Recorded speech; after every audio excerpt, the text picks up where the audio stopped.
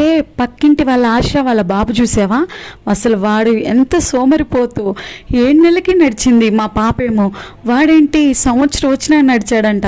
మా పాపేమో ఇప్పుడే మాట్లాడింది, అంటే 1 year లోపే మాట్లాడింది. వాడేమో 1 year దాటినా కానీ ఇప్పటికీ కూడా మాటలు రావట్లేదంట. అదేంటో మా పాప ఎంత యాక్టివ్గా ఉంటుంది. అసలు వాళ్ళ బాబు అసలు యాక్టివ్గానే ఉండడు, ఎప్పుడు చూడు ఏడుస్తూ ఉంటాడు, వాళ్ళ అమ్మని ఇసుకిస్తూ ఉంటాడు. ఇదేంటి ఇంత సోమరిపోతు అసలు ఆ పిల్లోడు, నాకు అర్థం కావట్లేదు. అందుకే ఈరోజు చెప్పేశాను, ఆశ మీ పిల్లోడు ఏంటి ఇంత సోమరిపోతు అని చెప్పి. ఆమెమో మొహం మార్చుకొని మరీ వెళ్ళిపోయింది. ఉన్నమాట అంటే ఎందుకనో అంత రోషం. Hi everyone. మన పిల్లల్ని ఇలా ఎవరైనా అంటే చాలా బాధేస్తుంది, ఎట్ ద సేమ్ టైం కోపం కూడా వస్తుంది కదా. ఆ బాధని ఆ కోపాన్ని పిల్లల మీద బాగా ప్రెజర్ పెడుతూ ఉంటామన్నమాట.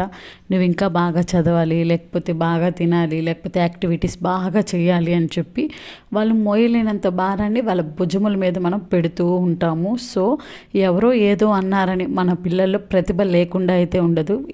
ప్రతి ఒక్కళ్ళు ఏదో ఒక ప్రతిభ ఖచ్చితంగా దాగి ఉంటుంది. అది సమయం వచ్చినప్పుడు ఖచ్చితంగా బయటపడుతుంది. కాబట్టి మన పిల్లల్ని ఎంతోమంది ఎన్ని రకాలుగా అన్నా కానీ మన పిల్లల్ని మనం కేర్ తీసుకోవాలి. మనం ఎంతవరకు వాళ్ళకి నడిపించగలమో అంతవరకు నడిపించాలి. వాళ్ళు ఆ టైం వచ్చినప్పుడు డెఫినెట్గా వాళ్ళు దాన్ని అచీవ్ చేసి మనకు చూపిస్తారు. కాబట్టి మన పిల్లలపై మనమే నమ్మకం ఉంచాలి, వేరే వాళ్ళ మాటలు పట్టించుకోవాలి.